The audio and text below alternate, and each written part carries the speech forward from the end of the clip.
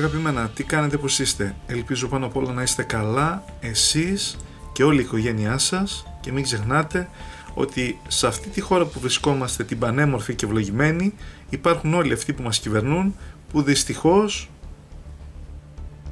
είμαστε άτυχοι ως Έλληνες.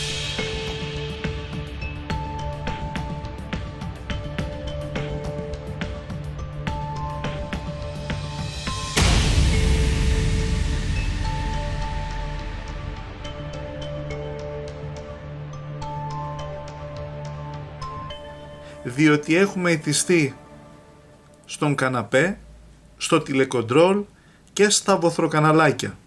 Αυτά τα επιδοτούμενα και επιχορηγούμενα που μας παρέχουν όλες αυτές τις ειδήσεις που ουσιαστικά μας ταΐζουν μπόλικο μαμπόλικο σανό.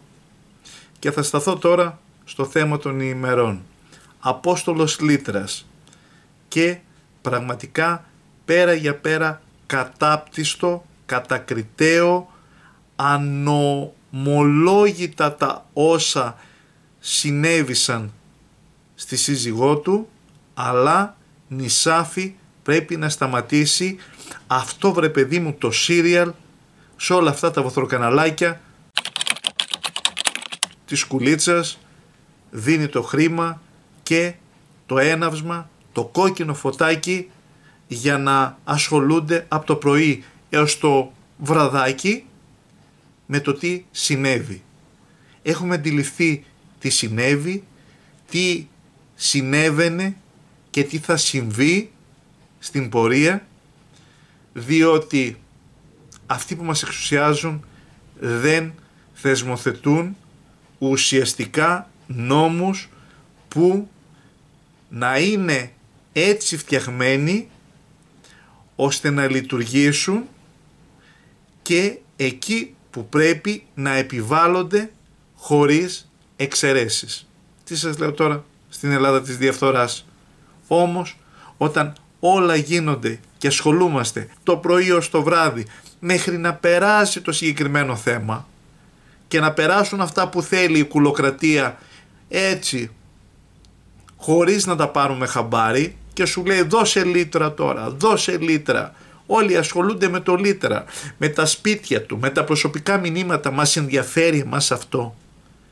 Το ζητούμενο για εμάς που πραγματικά θα έπρεπε να σταθούμε είναι ότι το κράτος αυτό της εξουσίας που έχει την δύναμη δεν κάνει τίποτα να πάρει μέτρα και να κόψει όλα αυτά που συμβαίνουν και δημιουργούν τις παθογένειες εις βάρος του οποιοδήποτε αδύνατου συνανθρώπου μας, είτε άνδρας είτε γυναίκα. Τις περισσότερες φορές είναι γυναίκα, διότι η γυναίκα δεν φέρει την μυϊκότητα ενός άνδρα ώστε όταν απλώσει το χέρι του να ανταποδώσει με ένα κροσέ εξίσου δυνατό και να τον στρώσει κάτω για να μην ξαναδοκιμάσει να απλώσει το χέρι πιστεύοντας ότι έχει μακριά χέρια ή τη δύναμη που ορίζεται από ποιον? Από το σύστημα, τσονάκια μου. Το σύστημα δίνει αυτή την εξουσία.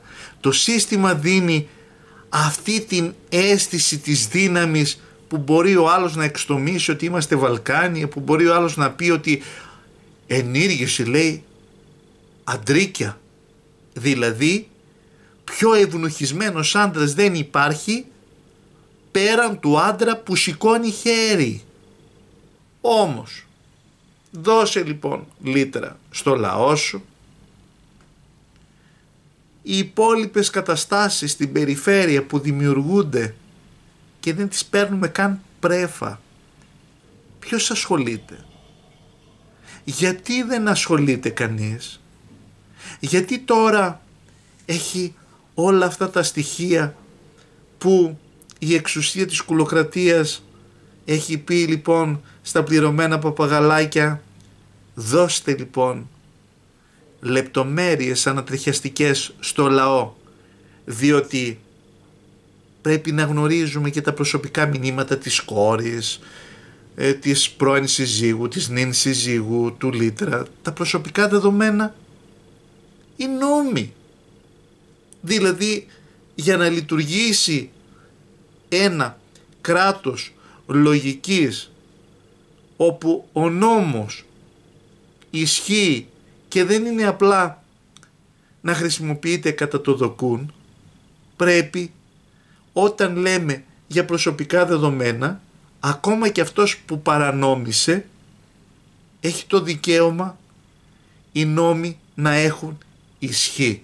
Διαφορετικά δημιουργούμε έτσι ένα κράτος και ένα λαό όπως μας έχει κάνει η Κούλα Μητσοτάκη.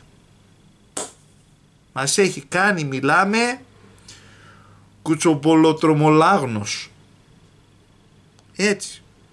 Τρελαινόμαστε για κουτσομπολιό, για ξεκατίνιασμα, για δάκρυα, για δράμα, για φόβο, για τρόμο, για κλάψα, για πολλά και διάφορα.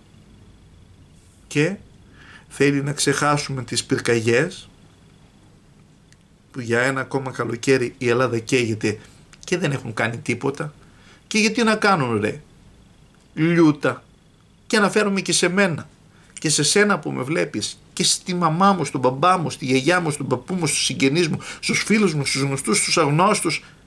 Γιατί λοιπόν να μην σε χειριστεί για ακόμα μια φορά και να μην σε αφήσει έρμειο στις πυρκαγιές, διότι σου έχει πει ότι θα πάρει το πρώτο Καναντέρ, λέει, το 2027 και τα υπόλοιπα, λέει, θα τα έχουμε πάρει μέχρι το 2030 για να σβήσουν τι και πού ακούστηκε. Πού ακούστηκε, σε ποια ευρωπαϊκή πρωτεύουσα κάθε χρόνο η πρωτεύουσα να καίγεται της Ελλάδας, δηλαδή θέλουν να μας αποδεκατήσουν όσον αφορά τις εστίες πρασίνου. Πού ακούστηκε επίσης τα πάρκα με αυτή τη ζέστη που θα έπρεπε να είναι ανοιχτά και να πηγαίνει ο κόσμος, να μπαίνουν τα μπελίτσες και να απαγορεύουν τον κόσμο με την υποψία ή τέλος πάντων με τον κίνδυνο ότι μπορεί κάποιος να πάει να βάλει πυρκαγιά. Και τους αστιώμους, τους στρατό, τους φύλακες, τους συνοριοφύλακες και όλα αυτά τι τους έχουμε? Για να φυλάνε τα υψηλά ιστάμενα πρόσωπα? Ή θα περιμένουμε όμως τα Καναντέρ? Και αφού δεν θα υπάρχει τότε τίποτα, θα είναι όλα καμένα και θα έχουν εγκατασταθεί οι ανεμογεννήτριες, ναι, διότι εγκαθίσταται παντού. Και μάλιστα τώρα έβαλα να εγκαταστήσουν ανεμογεννήτριες. Κάνω το σταυρό μου, τσονάκια μου, γιατί αχ, εκεί στα Τρίκαλα, στην Πύλη, στην Καλαμπάκα και σε άλλα μέρη που τα έχουν βάλει στο μάτι εδώ, θέλουν να εγκαταστήσουν ανεμογεννήτριες και μάλιστα ο κόσμος φωνάζει, αλλά τυχαία θα πιάσει καμιά φωτιά και όπως στην Κέρκυρα που είχε πει και ο Κούλης, αν πιάσει φωτιά τι θα κάνουμε, δεν θα φτιάξουμε ξενοδοχείο, που έγινε και το ξενοδοχείο εκεί, έτσι και εκεί δεν θα πρέπει να μπουν ανεμογεννήτριες? Σου λέει τώρα βγαίνουν και διαμαρτύρονται, λέει, για τις αρκούδες, για την άγρια πανίδα και χλωρίδα. Έχουν πάει διάφοροι ειδικοί από τους δήμους και έχουν κάνει τις μελέτες και λένε ότι δεν πρέπει να εγκατασταθούν εκεί οι ανεμόμυλοι, αυτοί που καταστρέφουν το φυσικό περιβάλλον και είναι από ατόφιο, μιλάμε, σίδερο, να μην πάνε εκεί. Και είπαν αυτοί λοιπόν που θέλουν να τα εγκαταστήσουν ότι δεν υπάρχει κανένα θέμα. Αισθητικά εμείς θα φροντίσουμε να τα βάψουμε με τα χρώματα παραλλαγής που βάφουν τα οχήματα στο στρατό. Και τα υπόλοιπα δηλαδή ζωντανά, τα άγρια και το περιβάλλον, κάνουμε βρε παιδί μου και ευχόμαστε και θα τσουγκρίσουμε πολλά ποτηράκια να πάνε όλα καλά και να μην ενοχληθούν δηλαδή για πολύ καιρό και να αφομοιώσουν τα τσιμεντένια και τα σιδερένια ανεμομυλάκια. Διότι εσύ που κάθεσαι και ασχολείσαι μόνο με το Λίτρα και στην πραγματικότητα δεν έχεις βγει εκεί έξω ειρηνικά να ζητήσεις εδώ και τώρα να πάρθουν νόμοι έτσι ώστε κανένας να μην απλώσει ξανά το χέρι, και όταν απλώνει το χέρι να μπαίνει μέσα στη φυλάκα, σε εκείνο το υπόγειο που να μην βλέπει καν το φως του ηλίου, να δεις μετά θα ξαναπλώσει ο άλλος το χέρι. Επίσης, αν θεσμοθετηθεί νόμος που σου λέει έπιασες τον εμπριστή, πάρ' το όλη την περιουσία, και αν δεν έχει, στείλ τον από το πρωί ως το βράδυ να δουλεύει και να πηγαίνει να κάνει κοινωνική εργασία. Διότι αν θέλεις εσύ, κούλα μου, και όλοι οι λοιποί υπουργοί που κάνεις τους ανασηματισμούς να αποκτήσεις πραγματικά ένα ουσιαστικό ρόλο απέναντι στους Έλληνες και στην Ελλάδα που την έχεις καταπατήσει κυριολεκτικά, θα έπρεπε να θεσμοθετήσεις επί του πρακτέου και όχι επί του μπούρου. Και επειδή είσαι επί του πρακτέου, να σας ενημερώσω, τσονάκια μου, ασχοληθείτε εσείς με τον Λίτρα, ενώ θα πρέπει να ασχολείται η δικαιοσύνη ουσιαστικά και κυριολεκτικά, και όχι εμείς με όλα αυτά. Να μας ενδιαφέρει τα μηνύματα, να μας ενδιαφέρει το σπίτι, να μας ενδιαφέρει το άλλο, τι έκανε ο Λίτρας, που τώρα όλα βγήκαν ξαφνικά, ενώ πριν ήταν μια χαρά. Αυτή η αγαπημένη πλούσια οικογένεια που έδινε συνεντεύξεις και έβγαιναν παντού μαζί αυτοί οι άνθρωποι, που μερίδιο στην ευθύνη μεγαλύτερο έχει αυτός, 99,9%, αλλά 1% έχει και αυτή. Διότι όλα αυτά που γίνονται θα έπρεπε να έχουν προσεχθεί όταν πηγαίνει αυτή και ρωτάει λοιπόν την πρώην γιατί παίρνεις το μέρος αυτουνού όταν και σένα σου συμπεριφέρθηκε έτσι. Και εσύ, Μαρή, με τα συγχωρήσεως, δεν έχω τίποτα. Αφού ήξερες τι κουμάς ήταν αυτός, ότι έριχνε τη ριντάχτα και κακοποιούσε την άλλη τη γενικούλα, σε σένα πίστευες ότι θα σου συμπεριφερθεί καλύτερα? Πίστευες ότι ο λύκος αλλάζει την προβιά του και γίνεται πρόβατο? Γιατί είδε εκείνο το καλό το μαντρί, βρε παιδί μου, και του άρεσαν του λύκου εκείνα τα πρόβατα και είπε θα αλλάξω την προβιά μου εγώ και τα δόντια μου δεν θα τα χρησιμοποιήσω. Πατάς καλά.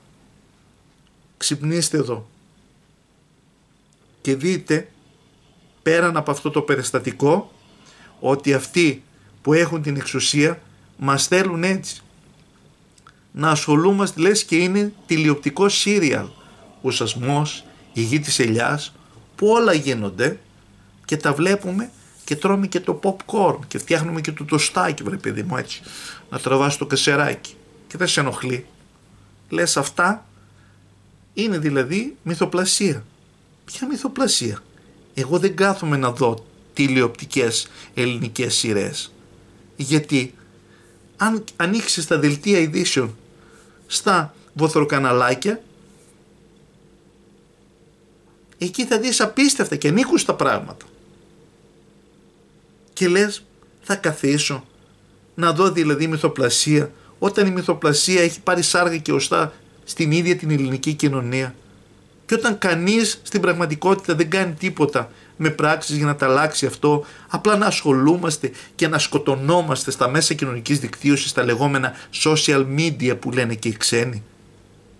Και όταν η κούλα έχει θεσμοθετήσει, το ξέρεις αυτό, ότι από 1η Ιουλίου θα δουλεύουμε εξαήμερα στο Ελλάδα εδώ. Εξαήμερα. Γι' αυτό ακούτε τα βοθροκαναλάκια να το συζητάνε. Περνάει έτσι, απλά. Σου δίνουν εσένα του Λίτρα και τη σύζυγό του και όλα αυτά και σου λένε φάει λοιπόν κουτόχορτο. Δώσε τόλμη και γοητεία. Δώσε μιλάμε τηλεοπτική σειρά. Δώσε σαπουνόπερα. Βραζιλιάνικη, μεξικάνικη. Τι Μαριμάρ μιλάμε. Και τι αγαπημένη μου Σολεντάτ. Εδώ μιλάμε, τα πράγματα έχουν ξεφύγει. Διότι στο Ελλάδα σε θέλουν κουφιοκέφαλο. Και εφόσον είσαι κουφιοκέφαλος, σου ρίχνουν πιο εύκολα το σανό. Γιατί έχουν κι όλο το καναλάκι τρόιρα για να τον δρομολογεί το σκοπό αυτό.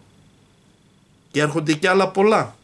Κλείνοντας το βίντεο αυτό θα σταθώ σε αυτό που έλεγε η αείμνηστη Μαλβίνα Κάραλη. Υποπτεύομαι βαθύτατα όσους διαφημίζουν την ευτυχία τους. Γι' αυτό όταν βλέπεις πολλή διαφήμιση, πολλές αγάπες και πολύ, βρε παιδί μου, αγιογραφίες σε ανθρώπους που άλλα λένε τα μάτια τους και άλλα η γλώσσα του σώματός τους, να μην πιστεύεις. Να πιστεύεις ότι αν όλοι μαζί ενωθούμε και αν τέλος πάντων ζητήσουμε και βγούμε και διεκδικήσουμε από αυτούς που μας κυβερνούν, να μας λάβουν σοβαρά υπόψη τους και να θεσμοθετήσουν ή τους νόμους που ήδη υπάρχουν να ζητήσουμε να τους βάλουν σε λειτουργία και να μην υπάρχουν εξαιρέσεις. Κατά τα άλλα, ο κόσμος καίγεται,